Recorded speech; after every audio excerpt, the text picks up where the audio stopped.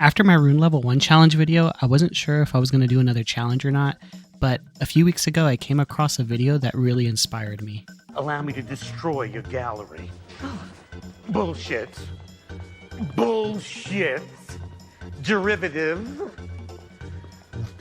That I love. I absolutely love. After watching Iron Pineapple's video, I wanted to try an impossible challenge too, but not this one. So I spent some time thinking about it. Went to bed.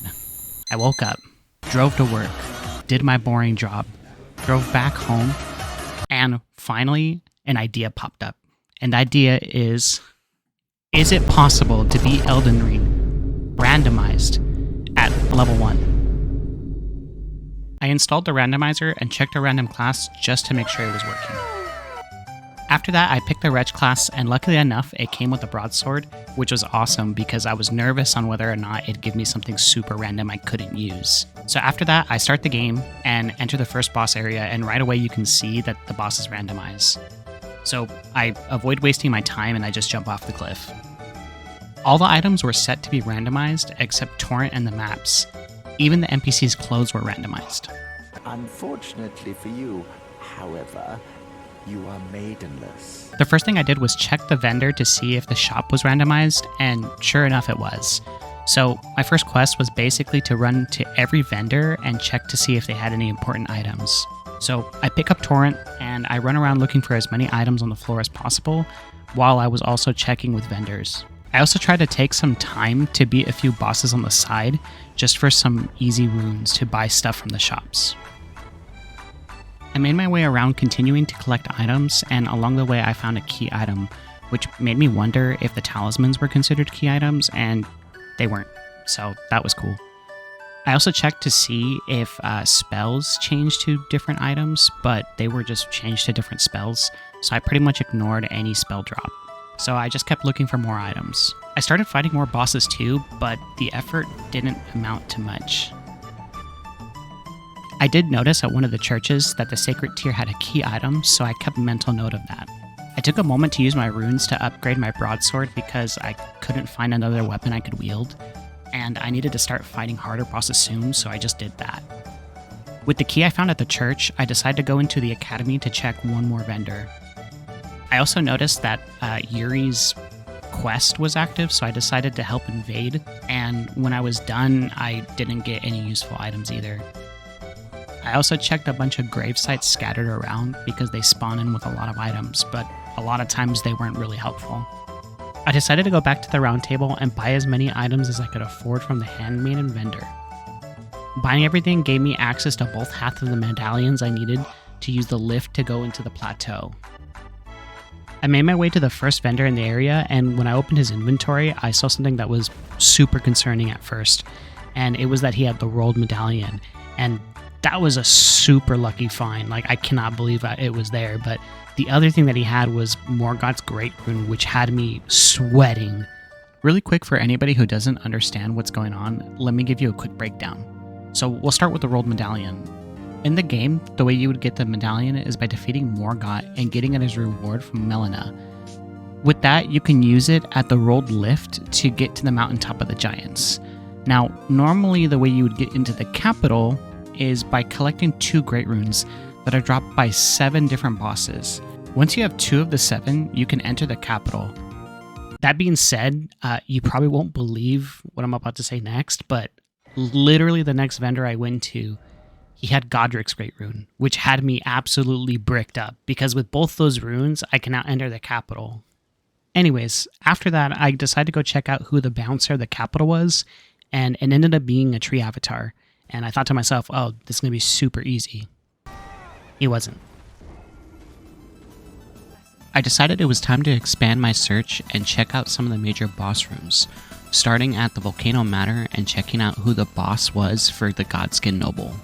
It ended up being the Ancestor Spirit, and I hardly did any damage to him, so I had to be patient and punish it when it attacked from midair, or when it would use its antlers to attack. I would just roll into those attacks and attack when I could.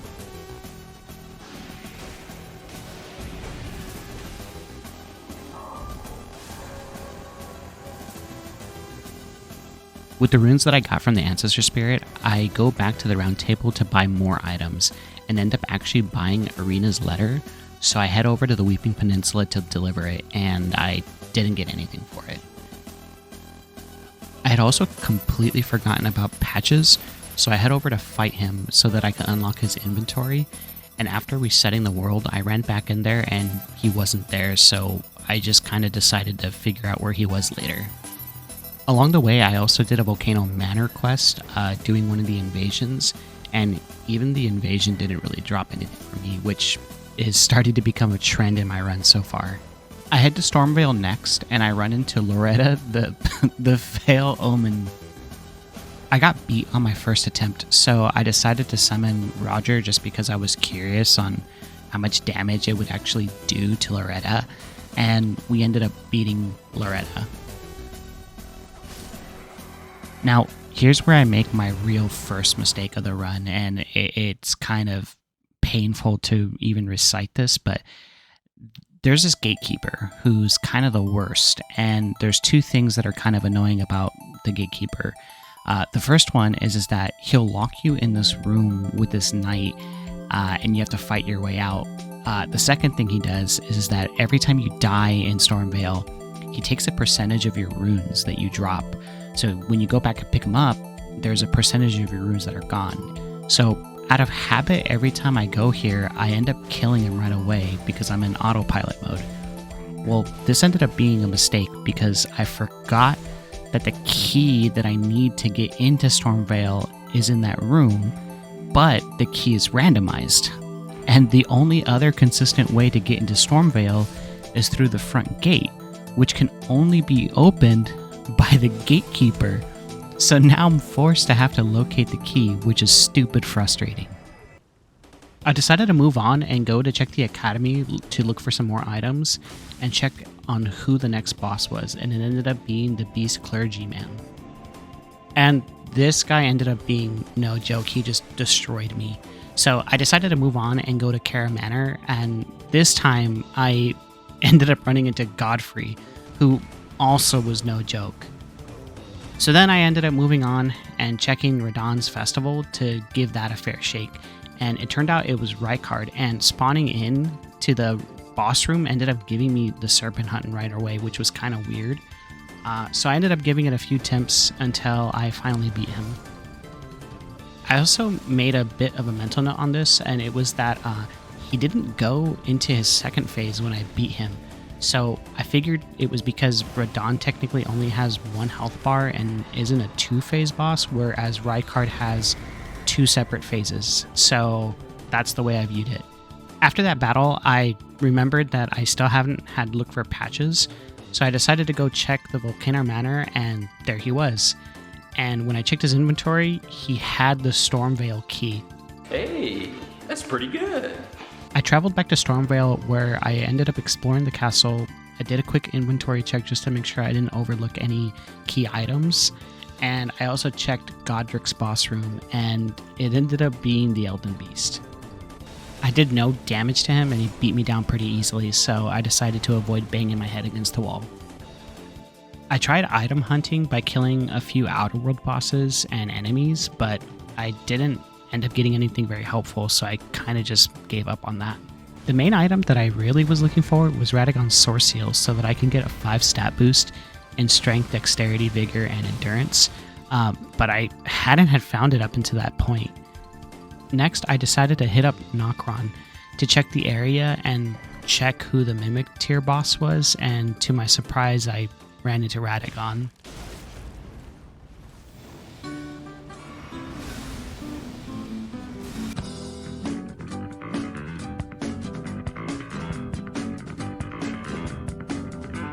Hey, so editor me here.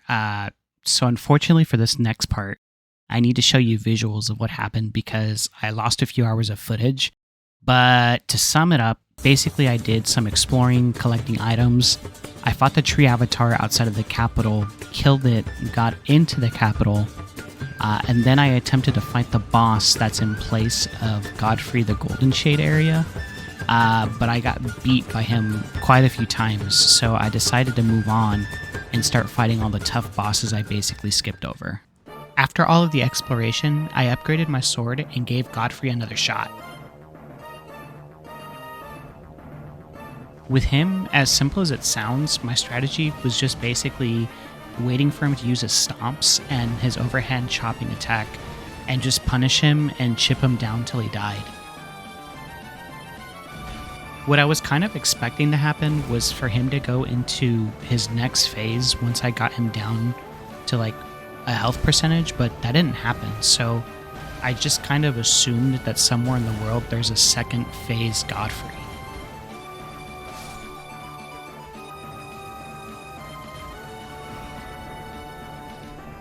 After that, I joined Ronnie in the hope of getting items in the future doing her quest, and I also checked the vendors that were blocked behind Godfrey. Next, I headed over to the academy to fight the beast. My strategy was kind of similar to Godfrey in the sense of that I just did a lot of chip damage and punished his attacks. The biggest difference is that I used the shield to block some attacks that I was uncomfortable trying to dodge, and then I just rolled through the rest of them and landed light attacks when I could. What I did notice fighting him though is that he also didn't go into his second phase, which is the Malekith phase. So I just assumed that he's somewhere in the world in his second phase. After that, I checked to see who was in the Renala boss area, and it ended up being Morgoth. And he just completely beat me the first attempt.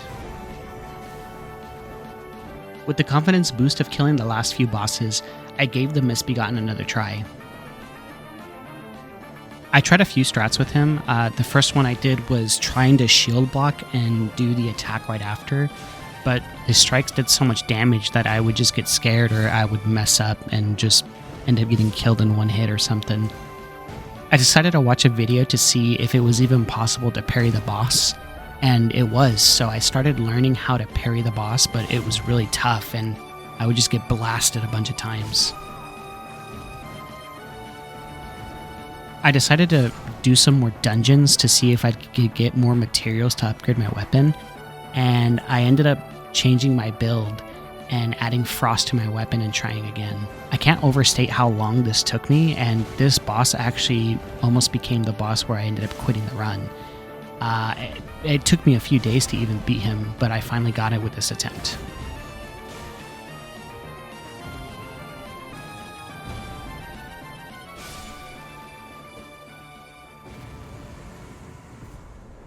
Finally, I had reached the throne.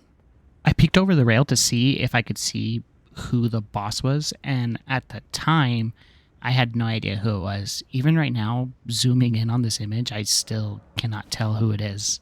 So I stepped into the room to check out who was protecting the Erd tree. Now, who could that be? Good day, and how may I help?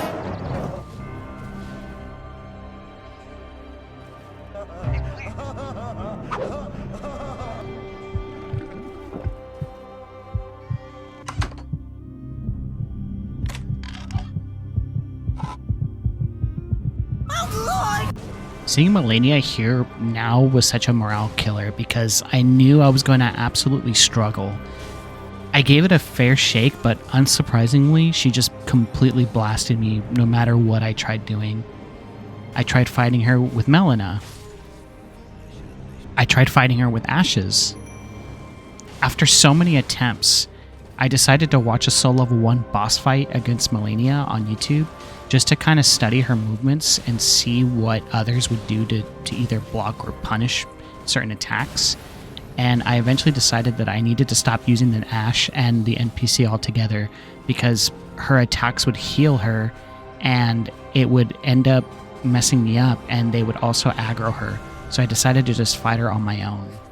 I fought her a lot, and just like the last boss, I spent days on this. Man, I think I might even spent a week or two on this. I actually don't remember, but it was a long time.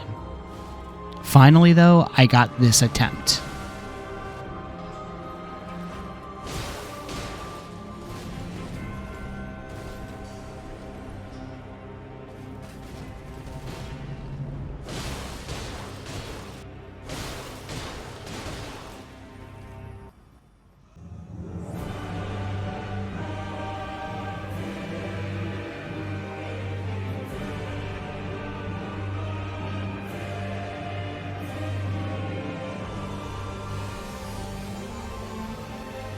Dude, I killed Rykard's first phase, right? No second phase. I killed Malekith's first phase. No second phase. I killed Godfrey's first phase. No second phase. Even Radagon and the Elden Beast were separate bosses. So why is it that the one boss that happens to be in the one area that blocks the rest of the game is Melania, and she has both of her phases? Needless to say, salty. Super salty. I tried exploring. I went back. I killed Radagon. After that, I found Malekith. I defeated Malekith. I found Renala. I beat Renala. I even found Godric and beat him too.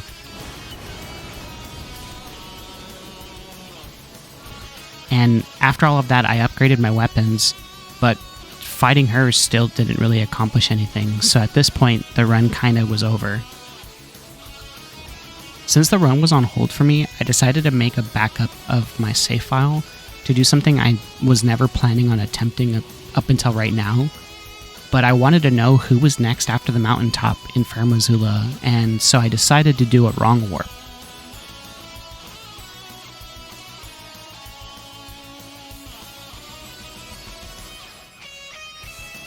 I had put too much effort into the run to not know who would have been after, so I get to Fair Missoula, I run past everything, and I checked who the boss was at the Godskin boss room.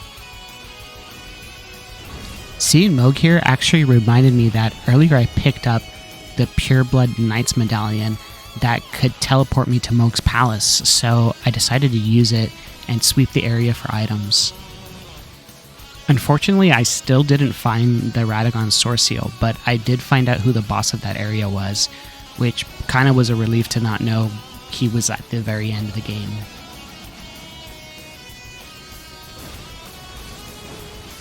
With that, I run back to Fair Missoula and fought Moog using Bernal and some ashes that I had. Lucky enough for me, one of the vendors earlier had the Purifying Tear, which helped with that blood attack that Moog uses that does a lot of damage to you. Surprisingly enough, the fight didn't take that many attempts to do, so after I beat him, I ran through the area to see who was in the area that you fight Malekith. It ended up being Loretta from the Halig Tree, which seemed to be a doable boss, so I gave the boss a few attempts. A few attempts ended up turning into a bunch of attempts, and I even switched my build around and even learned how to parry some of the attacks that Loretta throws. And to be honest, I think I spent almost as much time on this boss as I did with Melania, but I thought I could beat it. So after so many attempts, I did end up beating Loretta.